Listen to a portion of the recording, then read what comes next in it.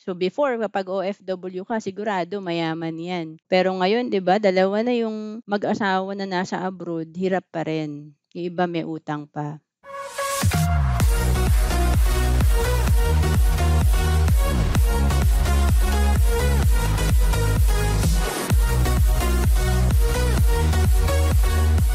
So ito yung mga challenges natin sa personal finance 'no, nagbabago yung rule of money. Kasi dati, naalala ko sinasama pa ako nung nanay ko nung elementary ako sa bangko. Dun ako na-inspire na mag-ipon 'no, nung elementary pa lang ako.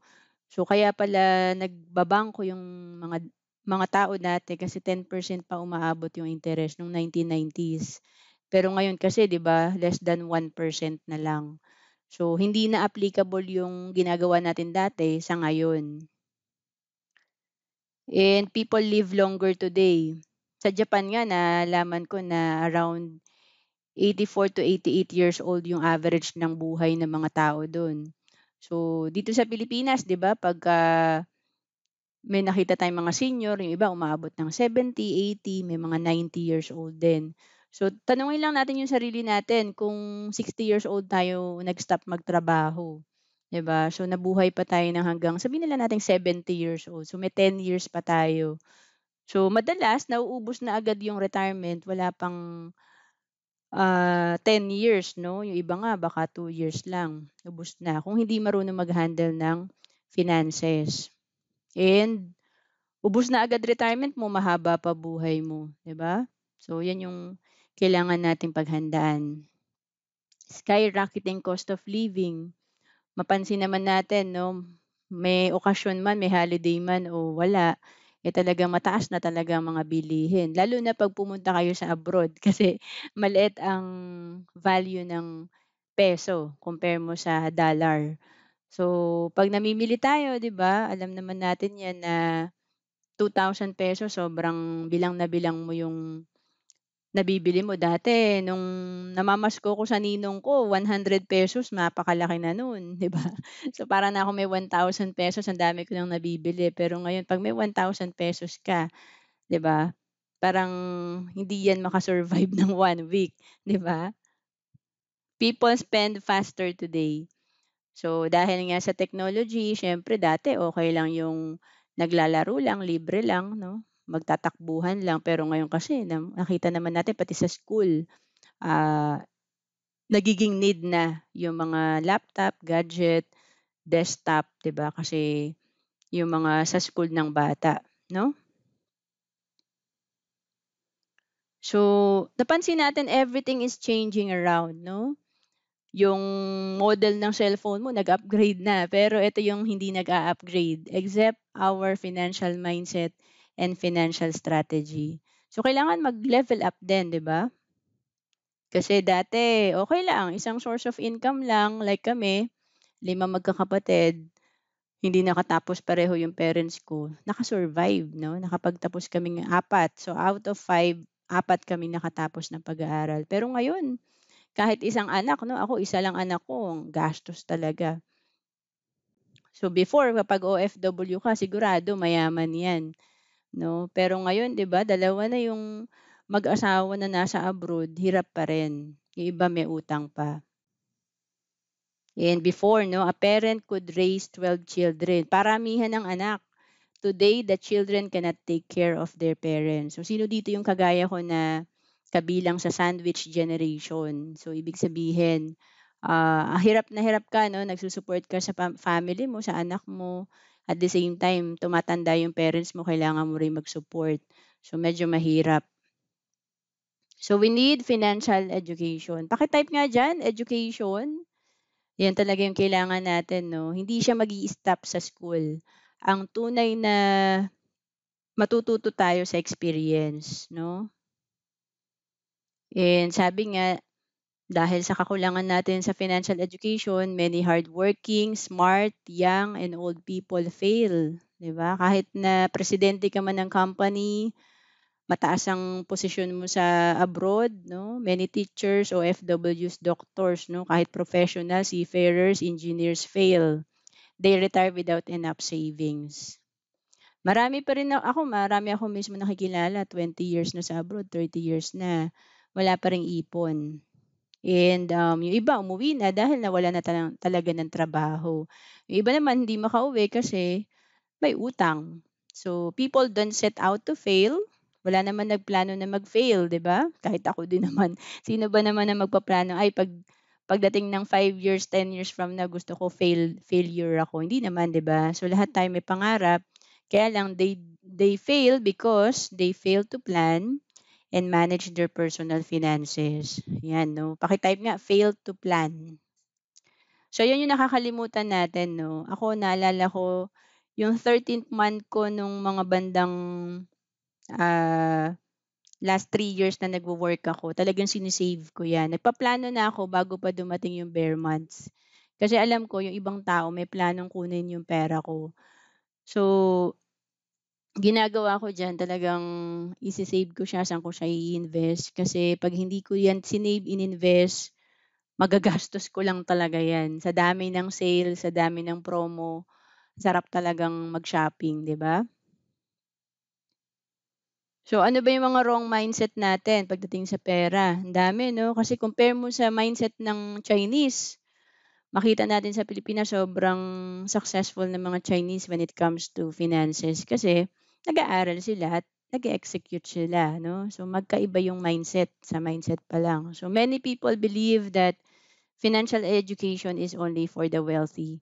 'Pag sinabing, "Tara mag-aral tayo sa personal finance, sa pag-iipon," parang boring 'no, para sa ating mga Pinoy. Investment, kanina nga lang, parang takot siya sa insurance, 'di ba, "Ma'am, ano ba 'yan, insurance ba 'yan?" 'Di ba? So, dun pa lang sa word takot ka na, ayaw mo ng aralin, close-minded ka na, 'di ba? So, hindi talaga tayo matututo kasi sa umpisa pa lang feeling mo hindi mo kailangan. Many believe that solution to financial challenges is borrowing money. Kapagka kailangan mo ng pantuition sa anak, utang. Kapagka kailangan mo ng kotse, utang. 'Pag kailangan mo ng ng bahay, utang. 'Pag gusto mo ng appliances na 'yan, yung pangarap mo na 'yan, iutang mo. So, yun yung nakasanayan natin. 'Pag may pangarap tayo, utangin natin, 'no? Pero hindi naman solusyon lagi ang utang, 'di ba? So, kailangan lang talaga, mag-aral tayo sa personal finance.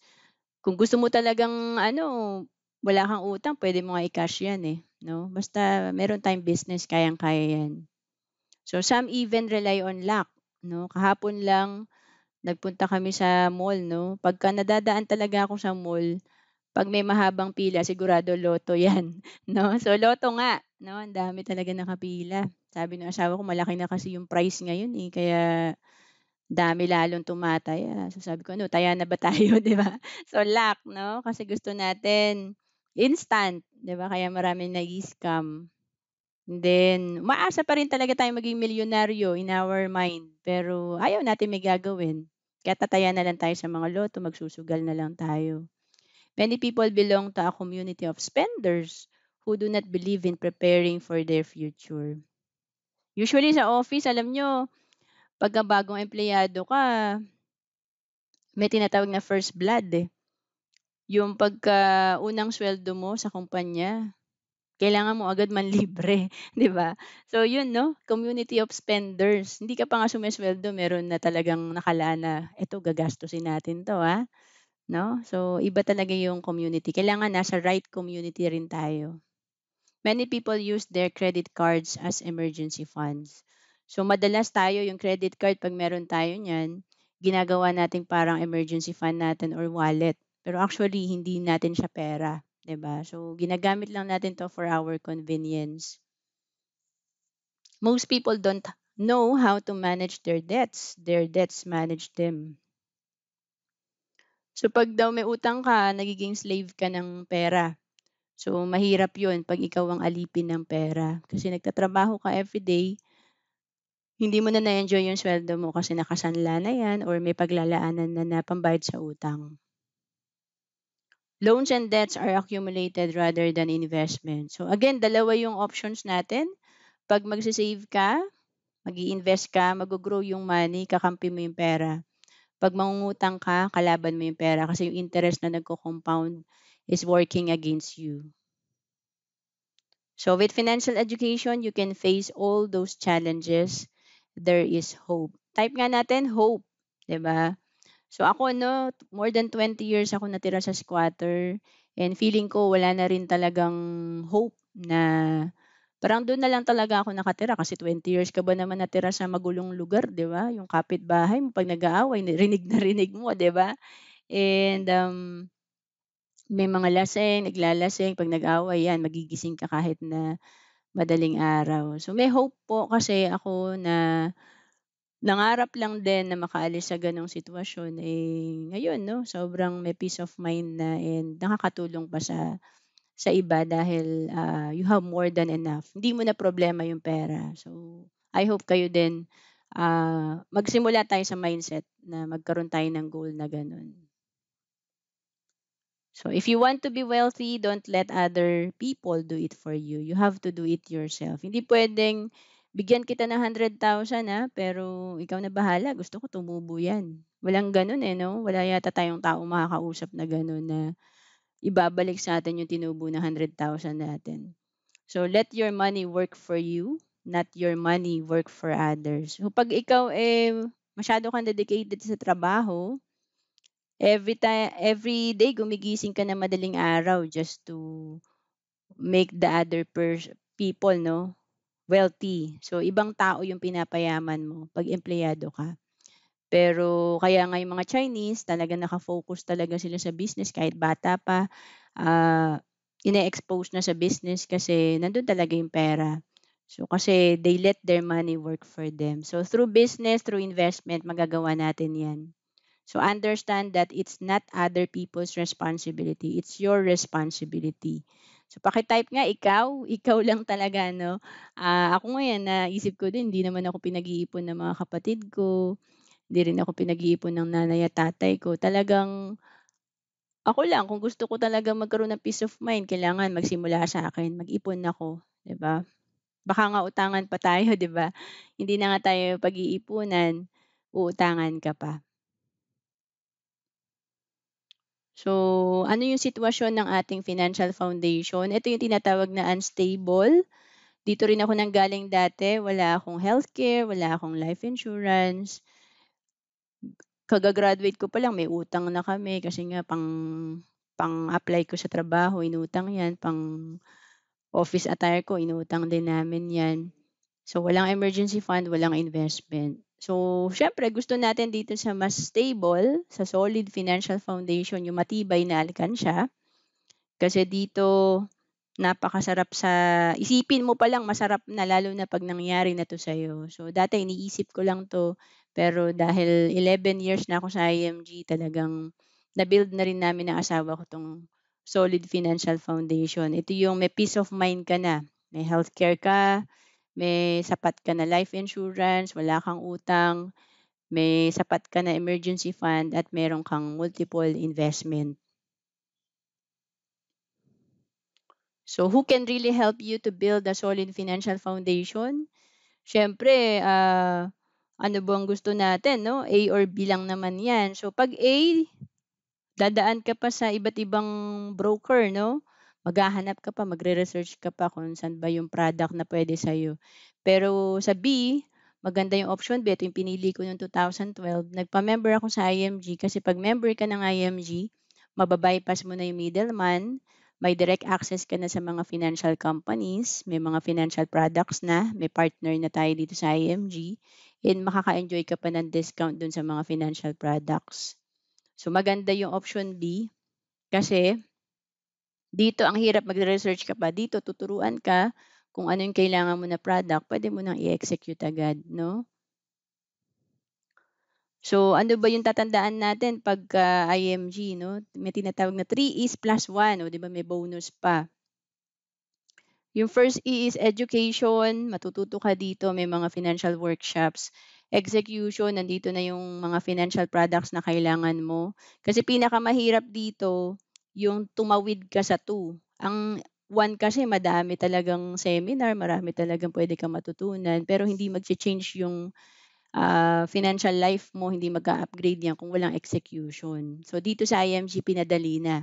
And of course, number 3, kung kulang yung kaya mong ipunin, kung may utang ka, ang ganda din sa IMG may entrepreneurship program. So may career ka na puwedeng gawin as part-time or online and, makakatulong 'yan para may backup career ka or kung gusto mong madagdagan yung iyong naiipon or pambayad sa utang.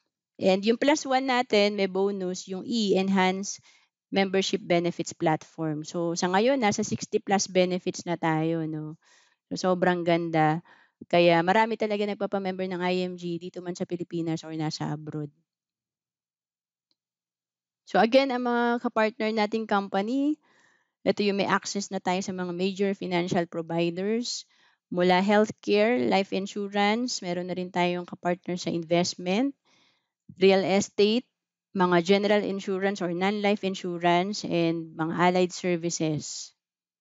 So again, one-stop shop na ang IMG kasi lahat ng kailangan natin sa personal finance nandito na sa IMG. Pag-usapan naman natin yung X-curve concept. So again, paki-type nga X para hindi natin makalimutan. Kalimutan niyo na po yung ex niyo, yung ex-boyfriend niyo, ex-girlfriend niyo.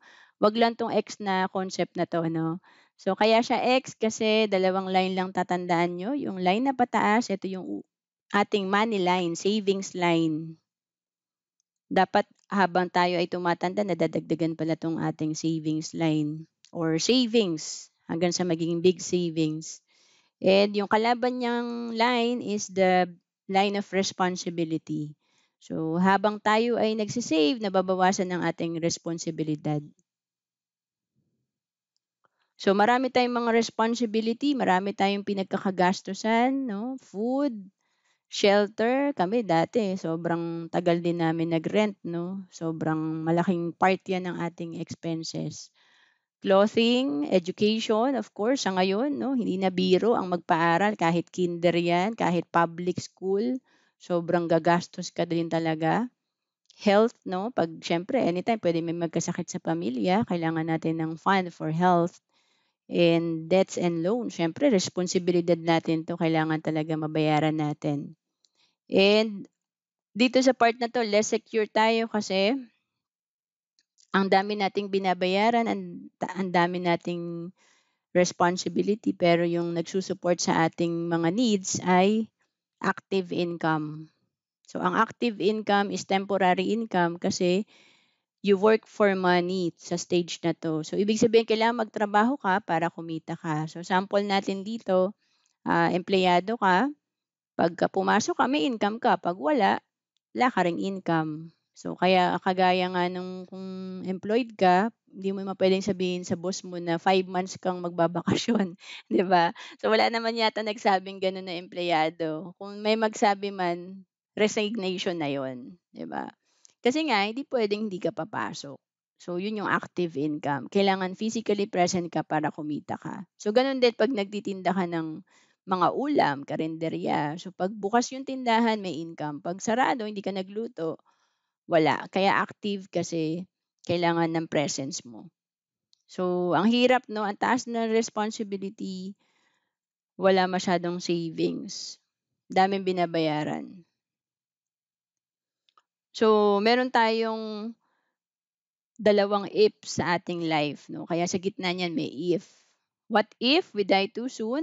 Paano 'pag may nangyari sa'yo? And what if we live too long? Ito naman, paano 'pag mahaba naman yung buhay mo? So anong gusto niyo, mag-expire kayo agad, die too soon, or live long, 'di ba? So sa mga gustong die soon, paki-type die, 'di ba? Or ito naman siyempre long, 'di ba? So paki-type long kung gusto niyo humaba buhay niyo, 'di ba? So of course lahat halos pipiliin yung long, 'di ba? We want to live long, pero hindi natin alam 'no, kasi yung kuya ko namatay siya at the age of 37. So ang kailangan lang dito may solusyon tayo, dahil nga meron tayong mga responsibilidad 'pag sakaling tayo ang breadwinner, may mangyari sa'tin. So eto yung solusyon natin, if we die soon, importante meron tayong insurance or tinatawag na protection. Paki-type nga protection. So ang life insurance tinatawag din 'yan na protection kasi kapagka nawala tayong mga breadwinner, malaking kawalan 'yan sa pamilya dahil nawala yung income sa pamilya. Pero yung mga gastos nandun pa rin, yung mga needs nandun pa rin. Like kung 3 anak mo nag-aaral pa lahat 'yan, may nangyari sa'yo kahit na OFW ka, 100,000, 200,000 kinikita mo per month, temporary lang 'yan. Kasi 'pag may nangyari sa'yo, mag-aaral pa rin mga anak mo pero mag-i-stop na yung income mo.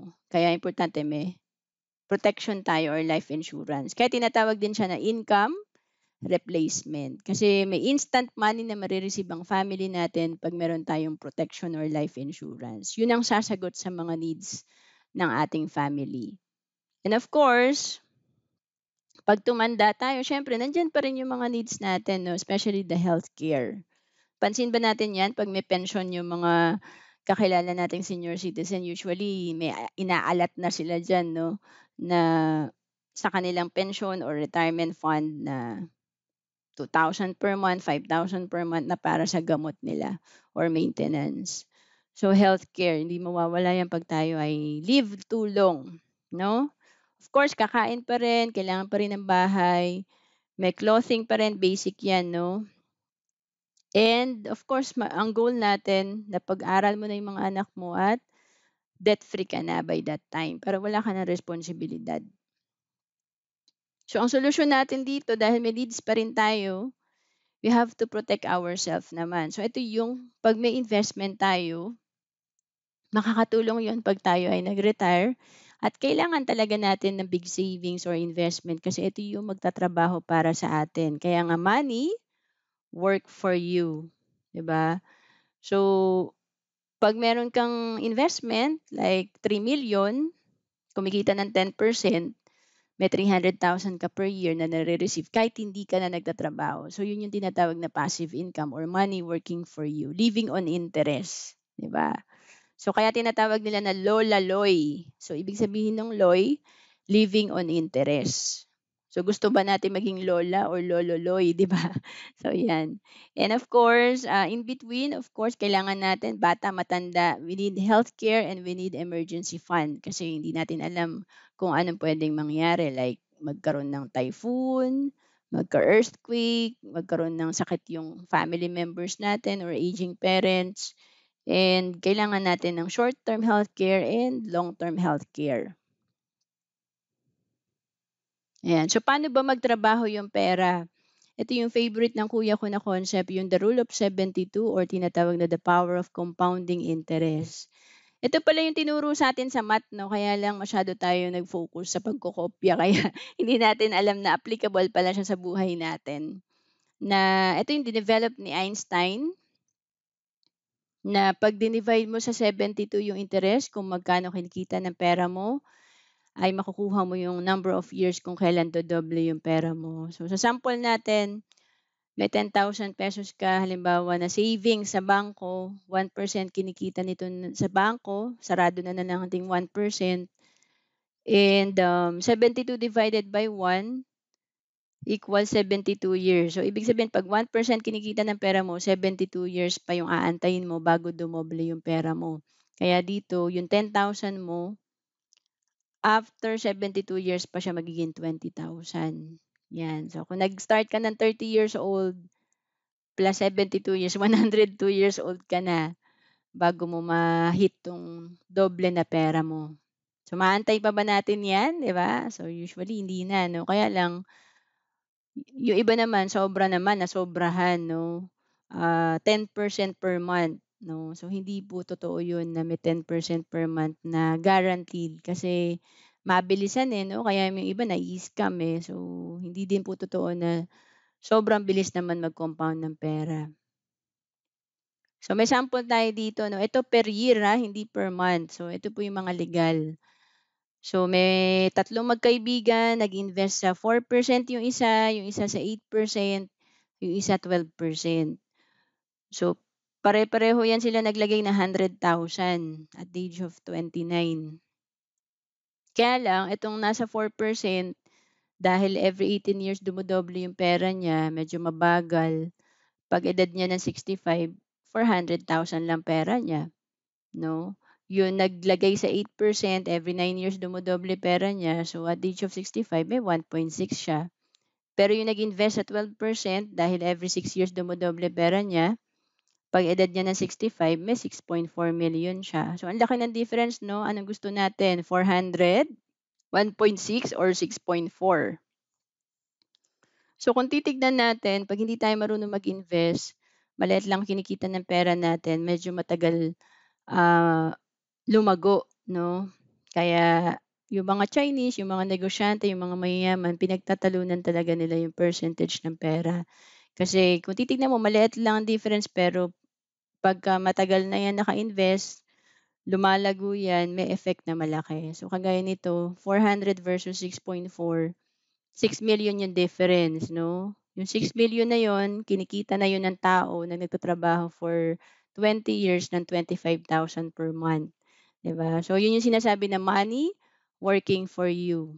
Pagka marunong kang mag-invest, bukod sa nagtatrabaho ka para kumita, may pera ka rin na nagtatrabaho para sa'yo.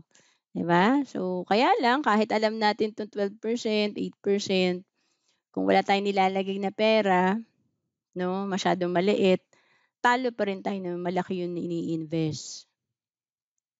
Kaya nga dito makikita natin sa financial calculator 'no, meron kasing app 'yan. So, i-check niyo 'yan sa cellphone niyo, puwede niyo i-download.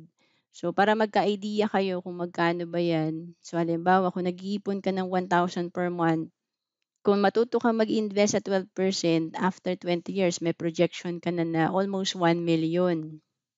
So, paano 'pag nilakihan mo 2,000 per month, kung naka-invest sa 12%, 15 years pa lang may 1 million ka na. Kung 6,000 per month, 10 years pa lang may 1.3 million ka na. Lalo na kung mas malaki, 15,000 per month, 5 years pa lang makapag-for good ka na kung OFW ka, 'di ba? Mag-target ka ng mas malaki para mas mabilis ka makabalik sa Pilipinas at magkaroon ka ng investment, pahunan sa negosyo, 'di ba? So again, ang lesson dito, mas malaki yung nilalagay mong pera, mas malaki yung reward.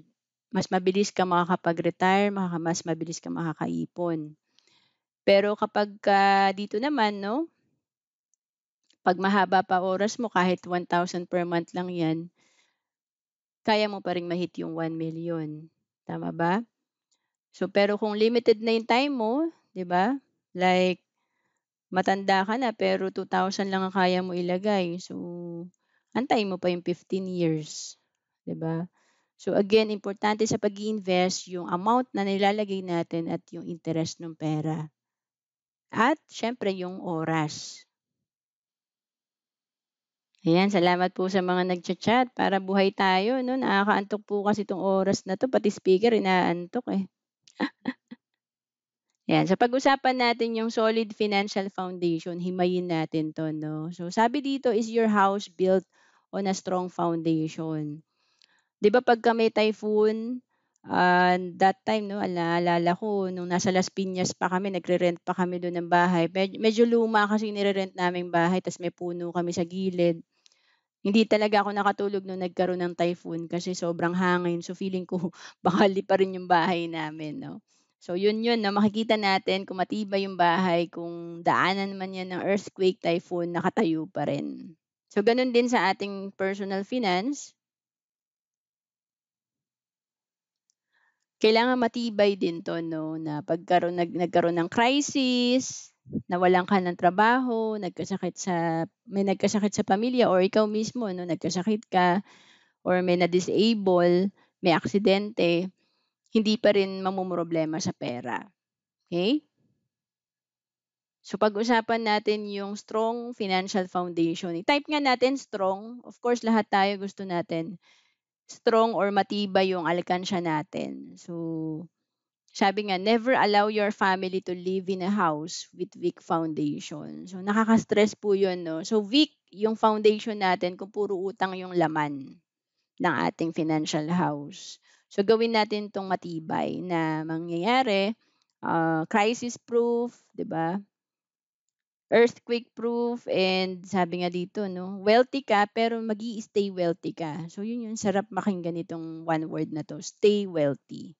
'di ba? Kasi meron din namang yumaman pero bumalik sa hirap, 'di ba? Kasi puwedeng na-mismanage uli yung pera. So pag-usapan natin kasi ito, start tayo sa sabi building a house, you must build it from the ground up. Like kahapon galing kami Makati, ang daming tinatayong condo, sobrang lalim ng foundation, tagal gawin kasi kailangan matibay. So gano'n din sa financial house natin, kailangan sisimulan mo sa baba para hindi siya magigiba agad. So pinaka-foundation niyan tandaan natin is the increased cash flow. Paki-type nga natin cash flow. So may dalawang paraan para ma-increase natin yung cash flow natin. So una is earn additional income. Ito ang ganda ng tanong dito, tanungin lang natin sarili natin. How many sources of income do you have? So eto income 'to. Ilan yung source of income natin? Isa ba, dalawa? Kasi yung mga mayayaman, 7 ang sources of income. So how many people rely in that income? Minsan isa lang yung nagtatrabaho pero naka-rely 'no, 5, 'di ba? So medyo mahirap. So, do you love them? Of course, if you love your family, dapat may backup career ka. Kasi ang dami ko na rin na nakikilala or nag-e-email sa akin na wala na rin ng trabaho, 'di ba? OFW man 'yan or dito sa Pilipinas. So, kailangan meron tayong other source of income. And ako sinimulan ko 'to sa spare time ko. Kasi itong spare time lahat tayo meron. Like 5 PM, no may full-time job ako, ginagawa ko yung backup career ko, itong IMG. As financial educator, so from 5 PM to 11 PM 'yan. 'Yan yung ginagawa ko.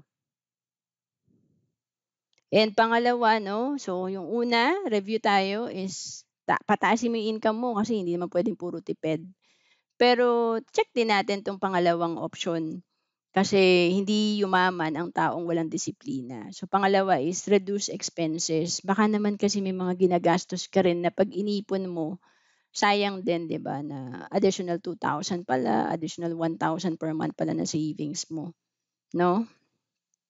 So tignan niyo kung saan kayo guilty dito 'no, like soft drinks. Kami 'pag lumalabas lagi kami may baong tubig para hindi na kami bibili, additional ₱20 pa 'yan. 'Pag sa airport ka ₱40 to ₱50 pa 'yan, 'di ba? So, eto 'no, parang napakadali lang sa mga kabataan ngayon na bumili ng coffee, tea na tagwa 150, 200, 'di ba?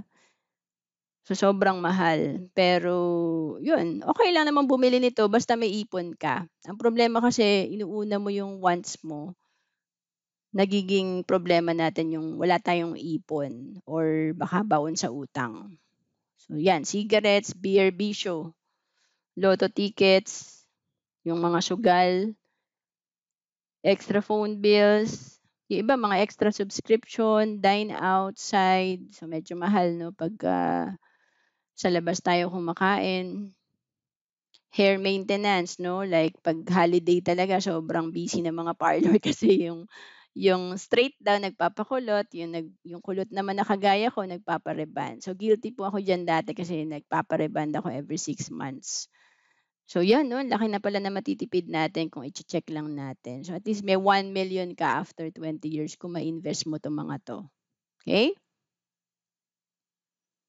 And eto naman yung tinatawag na prosperity formula or abundance formula, yung pay yourself first. Sabi ko, ba't tinatawag ba 'to na pay yourself first? Kasi nga pagka sumeldo tayo unang nangyayari diyan 'pag mali yung formula mo, pinapasweldo mo yung ibang tao. So, nakakalimutan mo yung sarili mong paswelduhin.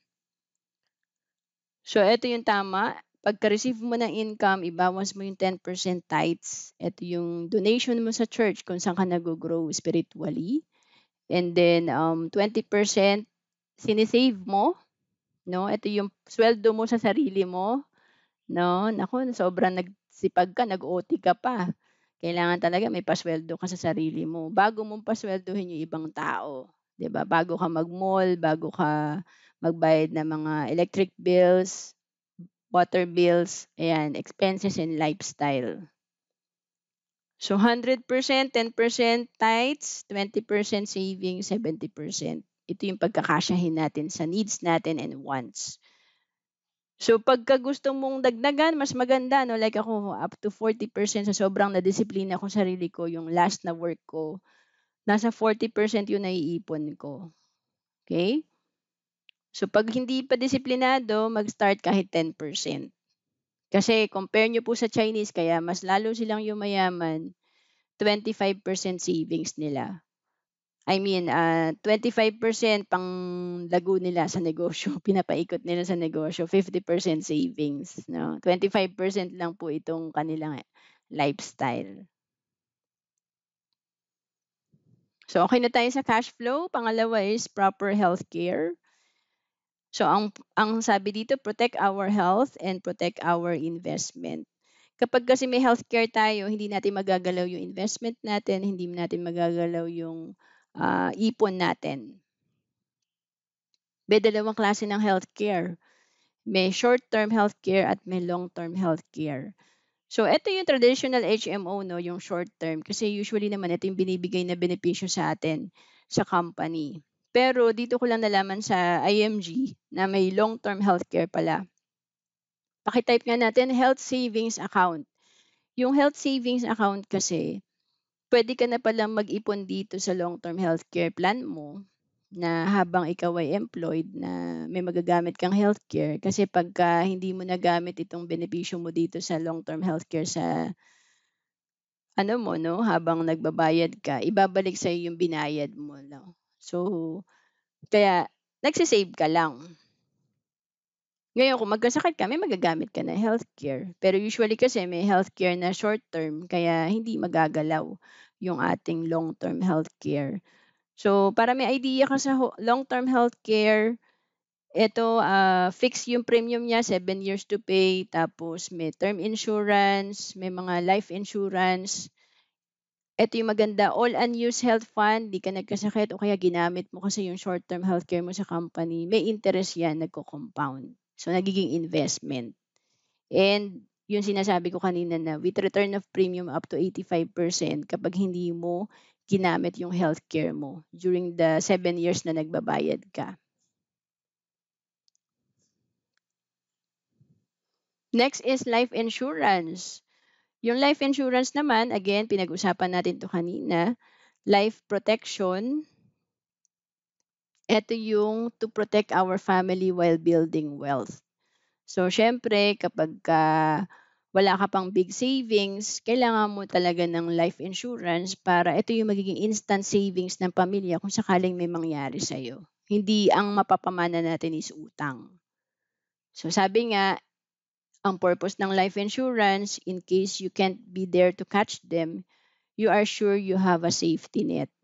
Kasi nga, tayo mga breadwinner, ah, pag tayo nagpo-provide ng income, so tayo yung money machine ng pamilya, pag may nangyari sa atin, syempre gusto natin may money machine pa rin yung ating family para makasurvive pa rin sila, makapag-aral pa rin mga anak mo, kakain pa rin yan, so may panggastos pa rin sila. So, kumukuha tayo ng life insurance because we love our family. And ang nakakalungkot lang niyan, pagka makita natin 'no, like kahapon sobrang traffic, ang dami namin nakikitang bagong kotse, bagong sasakyan. So pagka 1,000,000 ang cost ng car, 1,000,000 din dapat ang insurance niyan, 'no? Minimum 20,000 per year ang insurance ng sasakyan. Ang problema yung nakasakay, yung driver, yung breadwinner, walang insurance. Pero ang insurance kasi ng breadwinner, mura lang. 1,000,000 life insurance kung 35 years old ka na sa 7,400 per year lang. So, sino ba yung mahalaga, yung sasakyan or yung breadwinner? 'Di ba? I-type nga natin diyan. Kasi ang sasakyan, 'di ba, pwede pang palitan 'yan pero yung buhay ng breadwinner medyo mataas talaga value niyan, 'di ba? Kaya kailangan naka-insured. Next is debt management. So, we have to eliminate our debt kung may utang ka, 'no. Minsan naman kasi nagkakautang tayo na talagang tumulong lang tayo sa pangangailangan ng pamilya, pero kung meron ka niyan, 'wag mo ng dagdagan 'no, na dahil lang sa luho or sa mga hindi ano 'no, hindi naman kailangang iutang. So, kasi termite ang utang, ibig sabihin, anay na sumisira sa financial house natin ito, 'no. Masisira yung alkansya natin 'pag may utang tayo. At ito pa 'no, ang daming nai-stress 'pag may utang, kasi debt can turn into a disease. It could control your life, diminish your happiness, and can limit your freedom. 'Pag may utang ka, isipin mo na naman 'yan, saan ka na naman uutang next time or anong pambabayad mo sa utang mo, 'di ba? So, wala kang peace of mind. Opposite sa 'pag may savings ka, may emergency fund ka, may investment ka, may peace of mind ka. Okay, kaya nga debt sounds like death. Okay, so marami pong nai-stress. So, dapat alam mo yung good debt and bad debt. Emergency fund, eto naman yung siyempre, actually dapat lahat tayo may emergency fund na kahit hindi yan ituro. Kasi alam natin anytime puwedeng may pagkakagastusan tayo sa pamilya. Kasi lahat hindi exempt 'no, na puwedeng may magkasakit sa pamilya, puwedeng masira yung sasakyan, medyo may ipapa-repair sa bahay. So, given na yan puwedeng mangyari 'no. Kaya kailangan talaga meron tayong emergency fund. So, yun 'no, lalo na 'no, pagka nawalan ka ng trabaho. Kasi 'pag nawalan ka ng trabaho, pero tuloy-tuloy pa rin yung gastos ng pamilya, eh, malaking problema yun, uutangin mo na naman yun. So, kung wala kang emergency fund, utang yung magiging solusyon mo. Pero 'pag may emergency fund ka, ang dali-dali po talagang kumilos 'no, ang dali mag-decide, ang dami mong options, kasi may pera ka mahuhugot. Investment naman is yung pinakabubong ng ating financial foundation or financial house. Ito yung huli na nating gagawin kasi dati akala ko dito ka magsisimula, eh, 'no? Kasi pagka-investment usong-uso talaga 'yan. So, ito yung ginagawa natin to reach your financial goal. Kasi hindi natin mare-reach yung mga goal natin na nagko-cost ng milyon kung iaasa lang natin sa savings natin sa bank. So, kailangan mapalago natin yung ating pera. So, again, kaya tayo nag-i-invest kapag may target ka na hindi ka magtatrabaho habang buhay. So, gusto mo na balang araw 'pag may savings ka na, meron ka ng 3,000,000, 5,000,000, yun na yung magtatrabaho para sa'yo, 'no? So, maraming klase ng investment, merong short term, medium term, long term. So, lahat tayo mangangailangan for example ng retirement, so dapat long term 'yan at naka-invest para mabilis mong mai-hit yung goal mo na milyon. So, lahat tayo halos, nagse-save sa bank, pero ang tawag sa atin dito depositor, 'no. So, less than 1% lang ang kinikita natin. Ang ginagawa ng bank i-invest niya 'yan sa mga government projects, sa top corporations, sa mga equities, mutual fund. Pero ang ibabalik sa atin less than 1%. So, pinapautang rin nila 'yan, 'di ba? Pinapalago rin nila. So, ang maganda maging shareholder tayo, dumiretso tayo like sa mutual fund, mag-invest tayo para 'pag kumita 'yan na ini-invest din naman sa mga top corporations, sa government projects. So, 'pag kumita ng 12%, diretso sa atin 12% kasi shareholder tayo dito sa mutual fund or binibili kasi natin shares. Kaya ang tawag sa atin investor. So, para may idea kayo sa mutual fund, ang mutual fund ay, indirect investment natin sa mga top corporations. Yan, kasi dalawang way yan, 'pag, direct stock market, ikaw mismo bibili ng Jollibee shares 'no, yung PLDT. So, dito indirect, may fund manager kang bahalang bumili ng shares para sa'yo. Yan. So, how mutual fund works, ito yung may mutual fund company, marami nag-i-invest, si A, si B, si C, si D, and even the corporation. So, nilalagay lahat ng funds May fund manager na bahalang mag-transact para sa'yo, 'to. Tapos ibibili niya 'yan ng stocks or bonds. Ito yung mga investment sa mga top corporations and government projects. And then 'pag kumita 'yan, ibabalik 'yan sa mga owner. So ilalagay sa fund at idi-distribute uli base sa share mo. So ang maganda sa mutual fund, pwede ka na mag-top up 'no, or magdagdag, para nagde-deposit ka lang sa bangko ng for as low as ₱20. Tapos meron ka ng investment sa mga top corporations like Jollibee, Ayala, SM 'no, Meralco, 'di ba? So 'yan, pinalaki natin. Again, ang stock market investing, diretso ikaw yung bumibili ng share sa mga top corporations. So kailangan mo dito 'pag stock market investing, malaki kapital mo kasi medyo mahal din naman ang mga price nito. So kaya yung iba nag-i-invest sila sa mga mutual fund. Ito yung mga mutual fund na ka-partner natin in partnership with Ramfor Financials. So PhilEquity, Atram, Philama Asset, FAMI, Sun Life, Soldibo. So mga ano yan, magagandang mutual fund company. So ito, sila yung bahala mag-invest para sa'yo through mutual funds. So yan, napag-usapan na natin yung strong financial foundation, again, from the foundation sa bottom, pataas.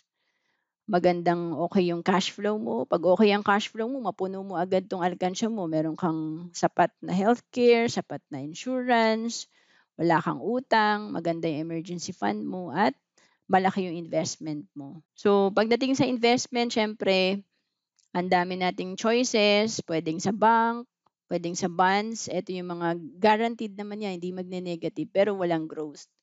So, puwede ka rin mag-invest sa mutual funds, stock market. May growth 'yan, pero siyempre puwedeng mag-loss ka, 'no, puwede kang malugi. So, high risk. Kaya yung iba nag-i-invest sa PDF Most 18 and Kaiser. Kasi dito, bukod sa may growth yung pera mo, hindi magne-negative. Sa Most 18 may life insurance, sa Kaiser kompleto. May healthcare din siya, life insurance, hindi magne-negative, at may growth yung pera mo kung di mo nagagamit yung healthcare fund mo. So meron kasi tayong tatlong financial need, 'no? Kaya pag-uusapan yung kompletong financial planning, kailangan i-consider mo 'to, hindi lang investment. Healthcare, life insurance, and investment. Ang Kaiser ay magandang pang-start kung wala ka pang nasimulan sa iyong financial foundation, dahil ito ay 3-in-1, may healthcare, may insurance, may investment.